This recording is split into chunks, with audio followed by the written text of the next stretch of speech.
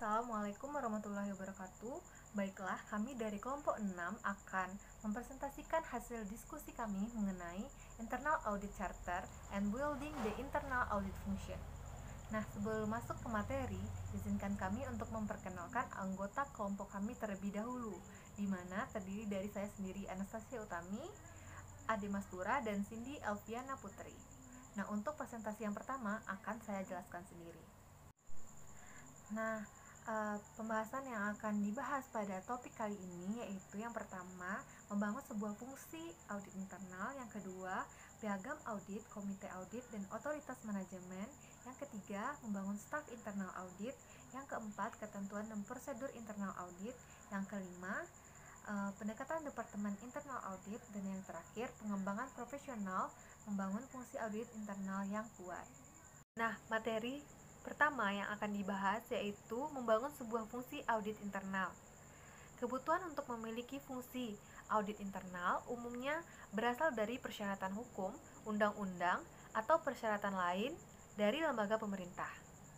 Chief Audit Executive atau CAE akan menghadapi beberapa pilihan tergantung dari bisnis perusahaannya, letak geografis, struktur logistik, risiko, pengendalian, dan keseluruhan budaya yang ada di perusahaan tersebut.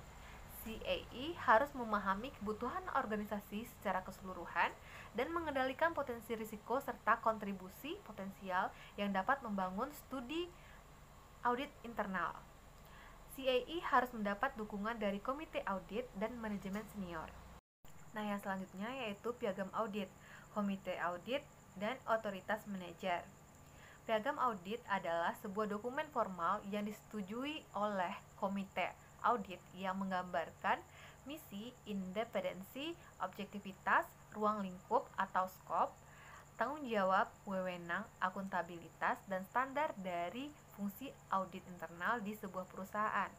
Nah, bentuk dari piagam audit internal ini tidak tetap, tapi di dalamnya harus menegaskan yang pertama, independensi dan objektivitas, ruang lingkup tanggung jawab, yang ketiga, kewenangan dan akuntabilitas. Nah, dengan piagam audit internal ini dapat memberikan kewenangan kepada auditor internal dalam melaksanakan tugasnya. Nah, selanjutnya yaitu membangun staf internal audit. Setiap audit internal harus memiliki seseorang yang bertanggung jawab untuk suatu audit internal. Ada persyaratan CBOK yang berbeda untuk masing-masing deskripsi posisi audit internal. Nah, yang harus diperhatikan yang pertama yaitu peran dari CAE, yang kedua tanggung jawab staf audit internal, yang ketiga tanggung jawab manajemen dalam audit internal, yang keempat audit sistem informasi, dan yang kelima audit internal lainnya. Nah, berikut untuk penjelasan yang pertama yaitu mengenai peran dari CAE. Nah, peran CAE adalah yang pertama, orang yang mewakili audit internal dalam melakukan perencanaan dan pekerjaan dengan komite audit. Yang kedua, memiliki pekerjaan penting dalam memimpin departemen audit internal yang efektif dan memberikan jasa audit internal tersebut kepada perusahaan. Yang ketiga, orang yang memiliki peran kunci dalam mewakili audit internal perusahaan. Nah, berikutnya beberapa area yang menjadi tanggung jawab dari CAE ini, yaitu yang pertama, operasi perusahaan dan isu-isu risiko, yang kedua, administrasi sumber daya manusia dan audit internal, yang ketiga, hubungan antara komite audit dan manajemen, yang keempat, isu mengenai peraturan, corporate governance and accountancy, yang kelima, team building, audit internal dan administrasi, yang keenam, teknologi. Yang ketujuh, ada risk-based audit planning and process excellence.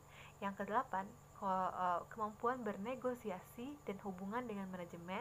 Yang kesembilan, audit internal audit assurance and consulting roles. Yang ke-10, standar praktik audit internal yang profesional. Nah, untuk materi selanjutnya akan disampaikan oleh Ade. Baiklah, materi selanjutnya saya akan menjelaskan tentang tanggung jawab manajemen dalam audit internal. Membangun sebuah fungsi audit internal, seorang CAE haruslah mempertimbangkan tidak hanya sertifikatnya saja, namun kemampuan dan bakat lainnya pun juga dipertimbangkan demi menunjang kebutuhan audit internal. Misalnya, seorang yang lulusan sarjana ingin melamar menjadi seorang manajer atau supervisor dan dia memiliki sertifikat CAA. Orang tersebut memiliki kinerja yang baik dalam audit, akuntansi maupun keuangan. Meskipun dia tidak memiliki sertifikat CPA, oleh karena itu nantinya kemampuan dan bakatlah yang dipertimbangkan dalam memilih kandidat yang cocok untuk posisi manajer atau supervisor. Meskipun juga sertifikat tersebut menjadi nilai tambah atau nilai penting dalam pemilihan kandidat. Lalu masuk kepada tanggung jawab staf audit internal. Kandidat untuk posisi audit internal tidak harus memiliki gelar akuntansi, tetapi harus memiliki kemampuan yang kuat untuk memahami IT dan arus proses ditambah dengan kemampuan berbicara dan menulis yang luar biasa. Bahkan pada tingkat staf auditor internal harus menjadi seorang yang dapat segera meninjau proses yang kompleks, menilai kelemahan yang potensial dan kemudian mengkomunikasikan kepada manajemen audit internal dan manajemen perusahaan secara keseluruhan. Menurut Standard for the Professional Practice of Internal Auditing, staf internal audit memiliki kewajiban dan tanggung jawab sebagai berikut, yang mana yaitu menyiapkan dan merevisi program audit untuk mencapai tujuan dan melakukan audit internal sesuai dengan program audit yang sudah disetujui. Lalu meninjau dan menilai pengendalian internal perusahaan, mengadakan peninjauan secara berskala dan melakukan tes untuk memastikan bahwa kegiatan yang dilakukan sesuai dengan prosedur perundang-undangan. Lalu meninjau dan melaporkan kemungkinan adanya kelemahan pengendalian internal dan pelanggaran terhadap praktik basis perusahaan, kebijakan, dan prosedur.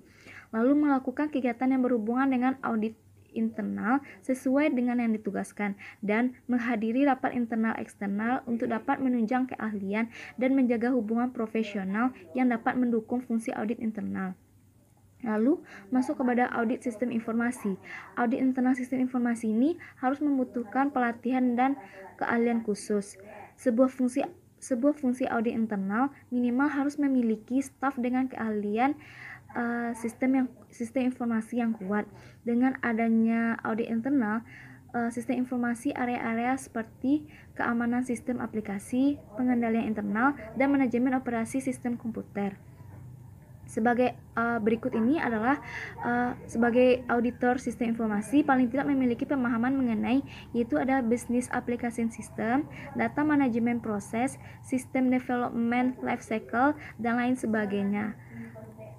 Lalu masuk kepada audit internal lainnya. Salah satu contoh dari audit internal lainnya adalah quality auditing atau audit kualitas. Audit internal ini lebih berfokus pada barang produksi dan mengikuti standar yang dikeluarkan oleh American Society for Quality di Amerika Serikat. Auditor kualitas bekerja sebagai fungsi yang terpisah dari auditor internal yang berorientasi pada 2A. Selanjutnya akan disampaikan oleh teman saya, Cindy.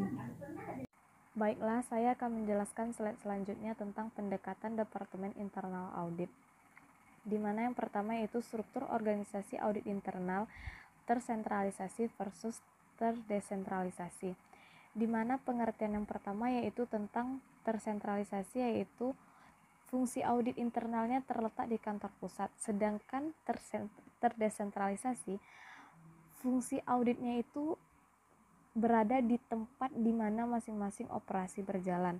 Sedangkan dari masing-masing ini terdapat beberapa keuntungan. Yang pertama yaitu keuntungan dari desentralisasi, yaitu membebaskan personil dari pengambilan keputusan yang kecil sehingga mereka dapat menangani lebih hal-hal penting. Sedangkan yang kedua, personal dalam unit lokal biasanya mempunyai pemahaman yang lebih mengenai masalah kecil. Yang ketiga, keterlambatan yang terjadi karena menyerahkan keputusan untuk disetujui bisa dihindari. Dan personil dalam unit lokal sering lebih termotivasi untuk memecahkan masalah di tingkat mereka sendiri dan sering akan memiliki kesempatan untuk mengembangkan keputusan yang lebih tepat. Sedangkan keuntungan dari atau argumen dari tersentralisasi sendiri. Yang itu pertama yaitu kerangka pengendalian internal KOSO lebih mempromosikan pentingnya tone at the top message dari manajemen senior di berbagai tingkat. Yang kedua, kelompok audit yang terpisah mungkin tidak mengetahui implikasi penuh dari beberapa kebijakan dan keputusan perusahaan. Yang keempat, di mana audit internal yang terpusat umumnya lebih mudah menjaga keseragaman standar di keseluruhan perusahaan. Yang keempat yaitu fungsi audit internal yang terdesentralisasi terkadang lebih setia terhadap unit lokal tempat mereka melakukan audit. Baiklah, slide selanjutnya yaitu tentang mengatur fungsi audit internal, yang mana pertama yaitu internal audit organization by type of audit, di mana audit internal ini dapat diatur berdasarkan jenis audit yang akan dilakukan. Yang kedua, internal audit parallel to overall enterprise structure, di mana pada perusahaan berskala besar dalam membangun fungsi audit internal perusahaan akan memberikan organisasi audit internal sejajar dengan struktur organisasi perusahaan. Yang ketiga, geographical approaches to the internal audit organizations, di mana pendekatan geografis ini semua operasi perusahaan di suatu lokasi tertentu akan ditinjau oleh kelompok auditor internal yang ditunjuk.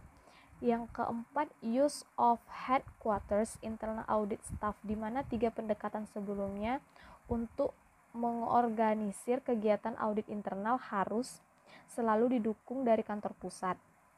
Yang terakhir adalah non-audit and informal staff assignments, di mana audit internal terkadang sering diminta oleh manajemen senior untuk melaksanakan audit keuangan atau operasional khusus ataupun kegiatan konsultasi, walaupun kegiatan ini merupakan kegiatan perusahaan sehari-hari yang bukan kegiatan audit internal. Slide selanjutnya itu tentang ketentuan dan prosedur internal audit, di mana setiap fungsi audit internal harus mengembangkan kebijakan dan prosedur yang mengatur fungsinya sebagai pedoman untuk seluruh staf dan sebagai latar belakang untuk para pengguna jasa audit. Dan sementara ukuran dari panduan prosedur audit internal tersebut bervariasi tergantung pada ukuran fungsi dan perusahaan secara keseluruhan. Hal tersebut harus mengandung unsur-unsur sebagai berikut, yang mana pertama, piagam audit internal dan dokumen-dokumen persetujuan audit internal lainnya. Yang kedua, kode etik perusahaan. Yang ketiga, prosedur dan peraturan dalam Departemen Internal Audit. Yang keempat yaitu standar audit internal. Baiklah, slide terakhir yaitu tentang pengembangan profesional membangun fungsi audit internal yang kuat, di mana audit internal merupakan prosedur yang unik dan istimewa karena dengan pengecualian kepala pejabat eksekutif dan terkadang penasihat umum, biasanya unit tersebut langsung memberikan laporan ke komite audit. Audit internal memiliki posisi unik di perusahaan manapun karena memiliki hak dan bahkan kewajiban untuk menilai risiko, menjadwalkan tinjauan di setiap operasi, dan kemudian melaporkan hasil ulasan tersebut dan meminta tindakan korektif di saat yang tepat. Dalam audit internal, hal yang paling penting diketahui adalah CBOK, termasuk piagam audit internal dan pemahaman tentang membangun suatu organisasi audit internal yang efektif. Baiklah, cukup sekian, saya kembalikan ke moderator. Baiklah, sekian hasil dari presentasi kelompok kami. Apabila ada kesalahan, kami mohon maaf. Wassalamualaikum warahmatullahi wabarakatuh.